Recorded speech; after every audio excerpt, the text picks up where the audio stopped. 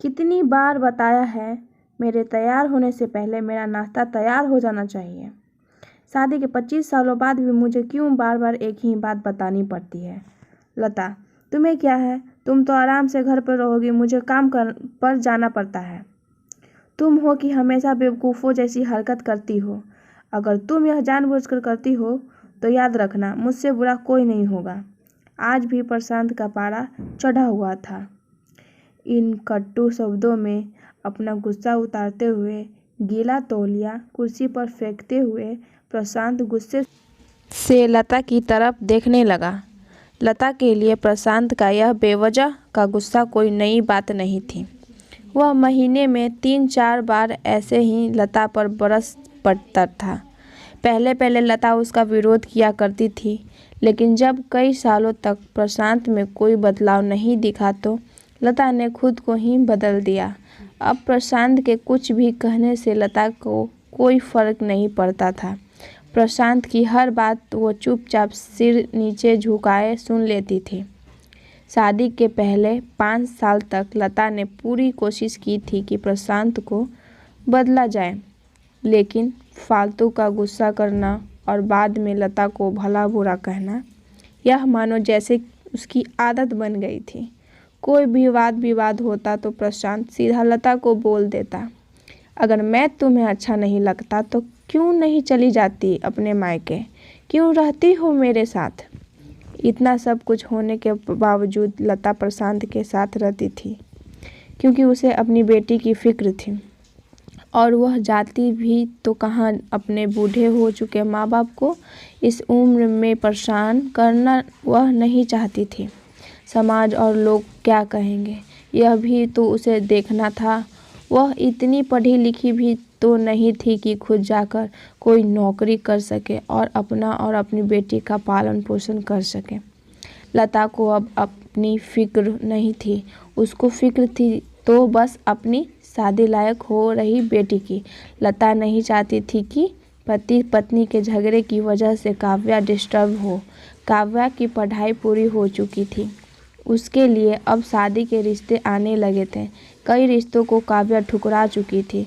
2-3 महीने बाद एक अच्छा रिश्ता आया। रिश्तेदारों और पहचान के लोगों ने भी लड़के के बहुत गुणगान किए थे। प्रशांत एक शाम अपनी बेटी के पास बैठकर उसे बताने लगा, काव्या बहुत अच्छा लड़का है, पढ़ा लिखा है, बड़ा है, घर है, बहुत अच्छी नौकरी है। ऐसे रिश्ते बार बार नहीं आते बेटा, इस बार मना मत करना। काव्या अपने पिता से ज़्यादा बात नहीं करती थी, शायद डरती थी या शायद नफरत करती थी, लेकिन आज वो अपनी पूरी हिम्मत इकट्ठा बोली, मुझे अभी शादी नहीं करना है पापा, मैं नौकरी करना चाहती हूँ, खुद अपने पैरों पर खड़ी होना चाहती हूँ। हाँ तो उसमें क्या बड़ी बात है, मैंने लड़के से बात की है, वह तुम्हें किसी बात के लिए नहीं रोकेगा। तुम शादी के बाद भी नौकरी कर सकती हो, वह तुम्हें नौकरी के लिए परमिशन दे देगा। प्रशांत बोला, मेरा पर नौकरी करना या न करना उसकी परमिशन पर क्यों डिपेंड रहेगा पापा। काव्या ने पूछा, मैं कह रहा हूँ ना, तुम्हें किसी भी चीज़ की कमी नहीं होगी, वहाँ ऐसे रिश्ते बार बार नहीं आते, इसे ठुकरा मत, बहुत खुश रहोगी तुम वहाँ। प्रशांत बोला, पापा क्या मैं उतनी ही खुश रहूँगी जितनी मम्मी इस घर में खुश है। काव्या ने तंज कसते हुए कहा, आज तुम्हारी जबान कुछ ज़्यादा नहीं चल रही। प्रशांत गुस्से से आंखें बड़ी करते हुए बोला, पापा मुझे शादी ही नहीं करनी है, क्योंकि शादी के बाद अगर वह लड़का आपके जैसा निकला तो मैं क्या करूँगी। मुझे आपके जैसा जीवन साथी नहीं चाहिए जो बिना बात के मुझ पर हमेशा चिल्लाए। मुझे कुछ भी अपनी पसंद का लेना हो तो 10 बार सोचना पड़े, कहीं वह नाराज़ ना हो जाए। मेरी तबीयत कैसी भी हो उसे परवाह न हो, रोटी थोड़ी सी मोटी बन जाए तो घर सर पर उठा ले, उसकी चेक बुक ना मिले तो भी मेरा ही दोस्त निकाले, और छोटी मोटी बात पर मुझे मायके जाने के लिए कहे।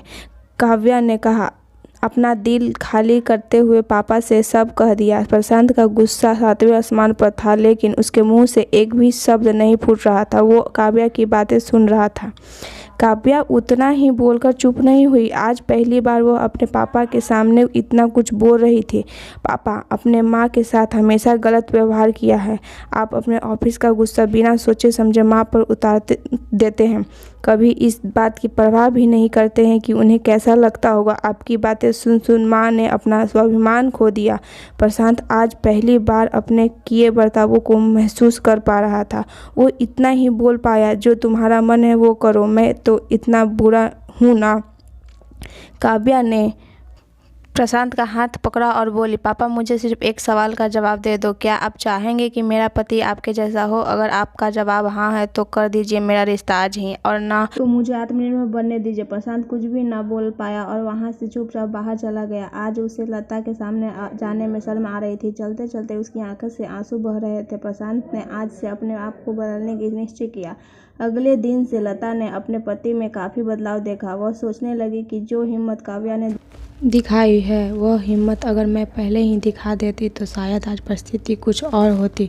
अब काव्या पढ़ लिख कर अच्छी नौकरी करने लगी थी और 3 साल बाद उसके लिए एक अच्छा रिश्ता आया और उसकी विदाई पर प्रशांत बोला, बेटा तू हमेशा खुश रहेगी क्योंकि तेरा पति तेरे बाप जैसा नहीं है। प्रशांत की आवाज़ सुनकर लता और काव्या की आंखों से आंसू बहने लगे। हमें हमेशा पत्नी की इज्जत करनी चाहिए। Please like and subscribe my channel.